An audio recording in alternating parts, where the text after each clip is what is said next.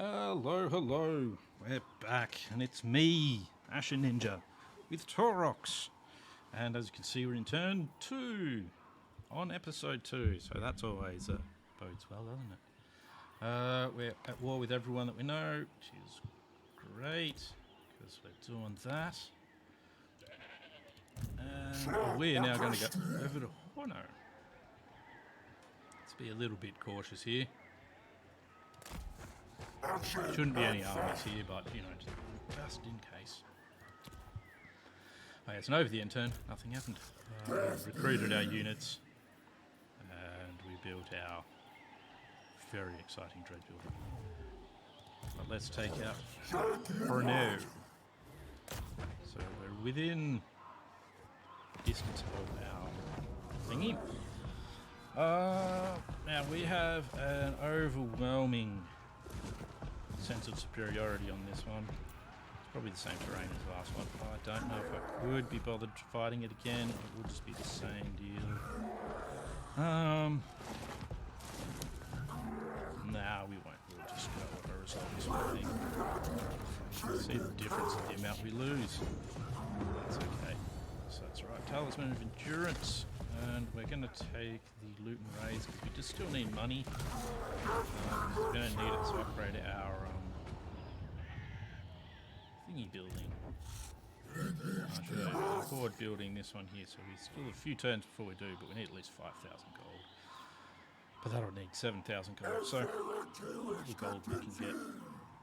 Now, the reason is we're going this path. So to do anything, I need to increase the horde building, but first building, I basically want to get to level 3 and then build that and not worry about most of this until we're at level 3 or 4.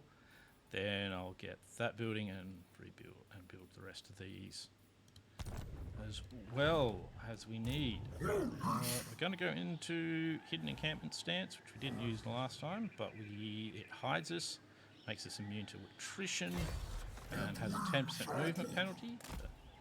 That bit's fine. At that point, we're going to spend Infected Gallopot again because replenishment is brilliant, and as you can see, a bit of replenishment is really good for our forces. We can still get another unit, so we're going to grab another one of these. I've been liking the Chaos Warhounds so far, so I'll keep using them. Auto resolve wise, they tend to get their asses kicked, but let's not worry too much about that. We haven't met anyone else. We've got one turn left on that.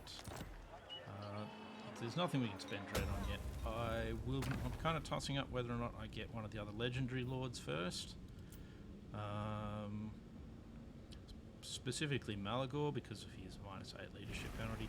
Because what I want to do is use him to and make him have a Nurgle Stink stack. Let's click end turn. So basically my plans for my armies are to still theme them, even though this is Total War doesn't always allow leeway for that. But I'm a bit crazy, so that's what I do. So Malagor, I want to give him a Nurgle's Foul Stink stack. Kazrak is mostly going to be Bestigors, the top tier of the melee infantry, and who's the other guy? Morga, the stinky one, is going to mostly be foul beasts and that sort of thing. There might be other armies that we have. I might even end up with another just normal army before I even do the Confederation, but we'll see. Okay, before we move out, not that we're going to go far, to be honest. Let's start the Raining Blood, so that'll be good for the horde of little archers that we have. I'm going to come down this way. They're probably going to be building an army here. Okay, maybe next turn they'll start building an army. I want to stay in hidden encampment stance. Having the Talisman of Endurance is really good for us as well. I don't know if I really need that. It's not a bad item. I still don't want to spend any money on that, and as you can see, the ritual locked thing means There's Devastation, but I don't get that Devastation up into the Ruination level bar until I can do the what you call it, the Ritual, and you can't do the Ritual until you've got at least a 10 instead of an 8 there. I forgot to check to see if I'd discovered anyone. I'm pretty sure I hadn't. Already failing at the This Is Total War thing. I want to try and keep that going. Do my best. I'm betting some Skaven are going to appear on this path pretty soon. Maybe. They normally do. Maybe they're not. I have found with this particular mod that it's the AI is quite unpredictable in what it does. So I don't think I've had 2 campaigns that because I've been playing a couple of test campaigns while I've been finishing off Astrogoth. I haven't had 2 campaigns really work the same, so that's been a bit interesting. So it makes it difficult to predict what's going to happen. Right, but we are going to attack Krugenheim. That is something that I can predict we will do.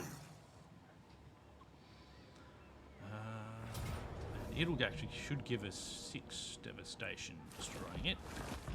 It will give us our Pyrrhic victory. And I noticed we've got a point to spend because Benur gained a point. And along with that, we're going to go for Bestial Surge. Bestial Surge, charge bonus plus 15%, vigor per second minus 1%. So it's alright. Yeah, so you lose. It says vigor per second minus 1%, and that's because you're taking that off the amount of vigor loss you've already had. It's weird. It is beneficial rather than detrimental. It doesn't really word that. Good. Still at war with everyone. Back to Krugenheim now. I could auto-resolve this. Only medium casualties, and I'm not going to lose anyone, but I kind of want to fight it. So what I'm going to do is, let's have a quick look at this map so I can try and work out where I want to attack from. Or it's just going to lock up. No, didn't lock up. So, there's going to be towers as well. Towers are always a pain. That's alright. Should be okay. Let's just fight it manually and see how it goes. I don't see there being too many problems. Most of my army is hidden until they get at least close to the walls anyway, so that'll be fine. We'll have Taurox and his Minotaurs just essentially charge at a door to get in and knock it down. Probably this one over here, because that'll be the easiest objective to try and get through.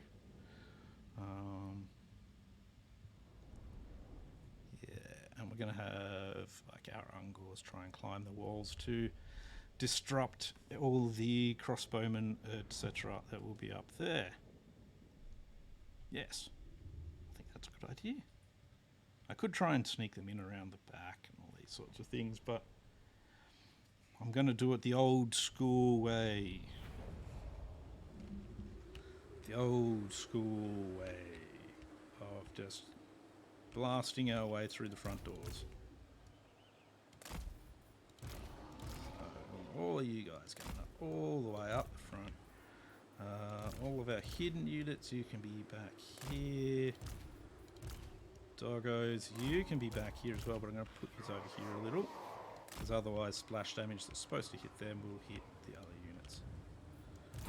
Move my Minotaurs down this way, just so that it's more easier to grab this clump. And away we go. So let's get all of this moving up.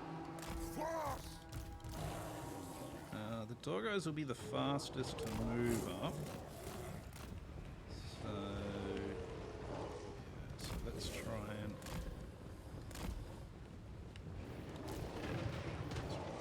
That's... Cloven ones! You guys up on the walls. Oh, I literally can only climb one spot of the walls. That's not very good. Dog beast! We'll get is climbing a few spots. I can't shine. Try and get this right in here. It's hard to shoot at yous. You get right in, please. You guys get fairly close in, but in the end, we kind of want them shooting over the walls, which they should be able to. But the less damage we'll take from the towers, the better, basically. Come on, start shooting, boys. Come on. Let's see if we can get some of these units shooting at the crossbowmen.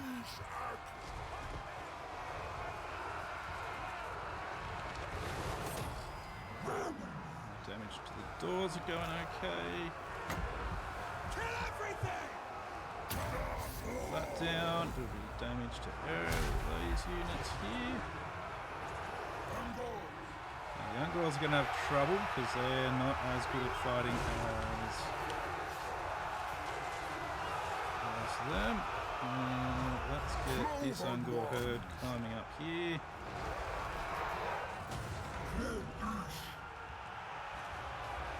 Come on. They're already pulling back from the Ungor herds. Right, I'm taking over the towers, which is good. Very good for us. Come on, doors. Let's go. Another lot of this would be good for us. Once we can get through. They've got okay, we need 11. We have our 11. Let's see what we can catch with our net.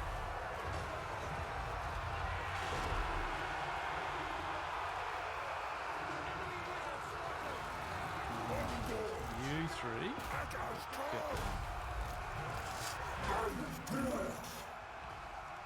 Pop through, go straight into these crossbowmen guys. Crossbowmen are going to be your primary target there.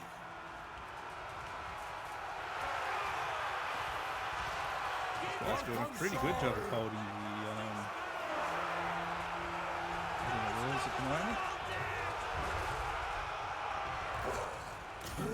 Yeah, the more of their crossbowmen we take out, the better, because the crossbowmen are what's going to do probably the most amount of damage to us. Here. You'll go down there and fight them as much as you can.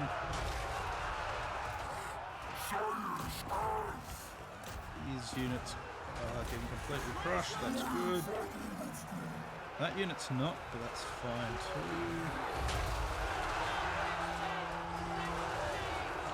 There'll be a fair bit of friendly fire from what we've got going over the walls here. Out the gates.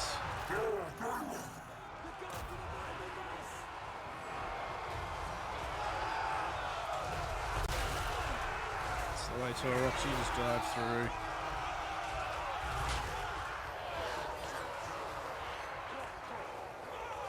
We do have a decent group up on the wall there, that would be nice. If we could push all these guys out of our way. What we'll be able to do is actually get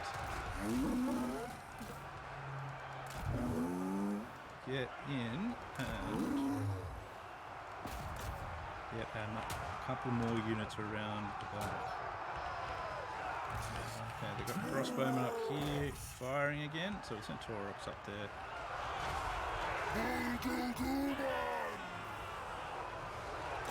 Rest of these guys coming over here just to clear us a path. Here underneath the walls, please. And bring all these guys in.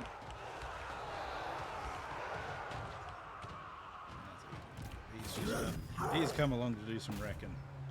That's what Taurox is here for.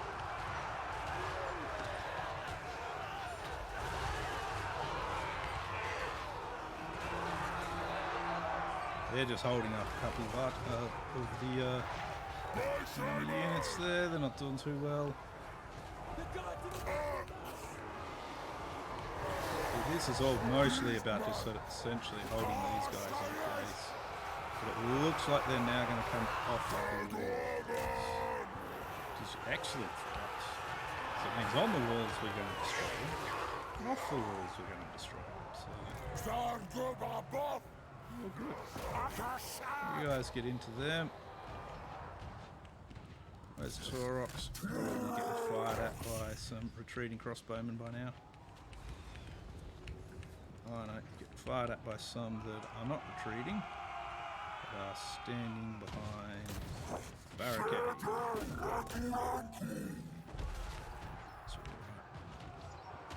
They're none of their stuff's going to last anyway, because it is now broken.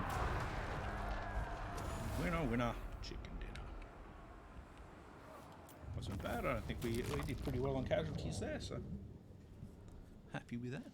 Only 164 casualties.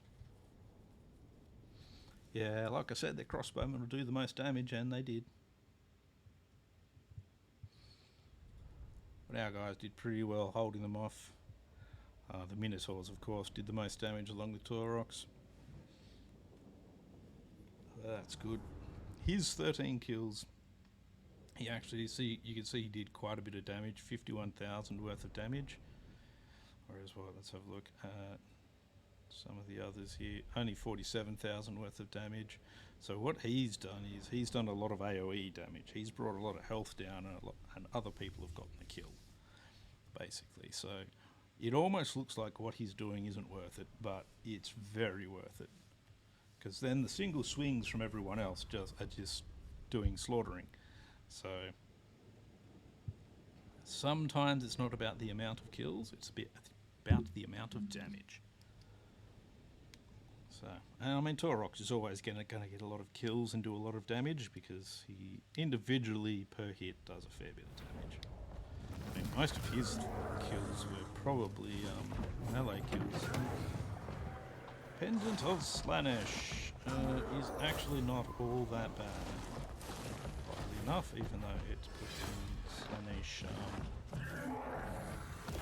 stuff everywhere. But that's good. We raised that one as well. And now go back into that stance so that we don't get ambushed or anything. And we're going to perform the ritual. Doesn't get us very far up, but it's better than nothing. Gets us some marks of ruination. Taurox gets another point in fetid Gallipot. And we are going to flee towards Liske. We can't do that until the next turn. So as you can see, we're at war with everyone. It's all fine. Can't build anything yet, still need one more turn to be able to build that, which is fine, we'll do that next turn. So with the ritual completed, you can't just go up and colonize those two places anymore. You'll see probably after the end turn they'll get like a little red thing that looks kind of like that next to it. That basically means you've got to destroy that before you can colonize the rest of the blood ground, which I haven't actually shown, but I can show. Yep, he's going to go for that blood ground. I could actually hit him and get some bonus dread and money. Don't really need to at the moment. I do want to get my ruination up to the point where I can get a second army though. And it allows me to get some slightly stronger units. I'd prefer to be able to get Minotaurs, but so yeah, so I don't get ruination now, so you can see there. So if you click on this, you can see that red area is for that blood ground. If I turn this into whatever it was called, Herdstone, this is its blood ground. which kind of will probably overlap here. But if you went to, say, the town that was there that I can't click on now because it's in the fog of war, you'd actually see it probably covers further over here instead. But what we are going to do, we're not going to go for him. I could because it's mostly like trash, but let's just not to complicate things. And it's at the moment when they can't find me, that is going to be their target. So that basically pulls them away from trying to attack Taurox himself. And since we're here, let's spend 5,000 on that. Quickly check. No, no one knew yet. We could still build things, but we're not going to. Now you can't actually upgrade that without unlocking, or is it these as well? So you've got to be able to get to rank 5, you need to go through all of that. Yeah, I can build those if I wanted to. There's definitely no point now, since it's going to get taken over the end turn. May as well go through. So, cruise through that end turn, let the Skaven take that. They may actually not. So one of my test runs, even though all they had to do was fight a small garrison there that was much weaker than their actual force, they didn't even try. They just ran off again and left it. So it's random things do happen on this particular I know what it's called, campaign. Yeah. Yep, here we go. Yeah, he's just buggering off. So he turned up in force march, buggered off in force march. So I don't know. So he's come out of mustering. That's okay. We're going to hit Liske next. Oh, what? Yeah. And we're going to turn that into a thingamy monument deal. I forget these things so quickly. Lethal hero act and success chance plus 10% for all characters. Okay. Now, as you can see, we can't quite make it. Very unfortunate. Can't quite get there, but I'm betting if I use that, I can.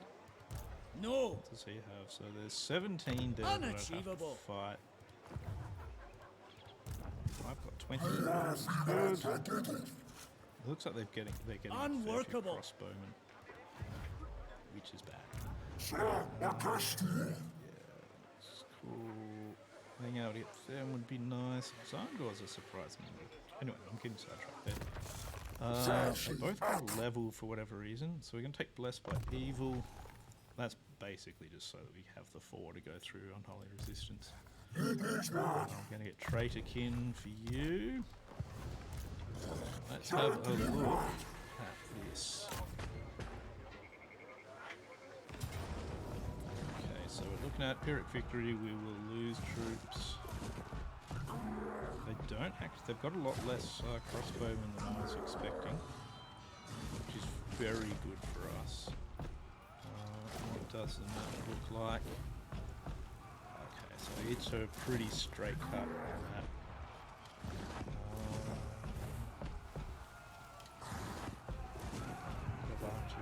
I don't think this is really going to be a problem for us, to be honest. Just because our Minotaurs just eat stuff up. It's just, they've got a lot of spearmen, but that's not too big a problem. If we can get his lord and beat him up with Taurox, hit as much as possible with, where is it, with that, with Traitor Kin, I don't think we have too many issues. But it is right at the end of the episode, so that is going to be it for the second episode of Taurox. So hopefully this has been enjoyable so far, and I will see you in the next one. Hope you have a good one. See you later.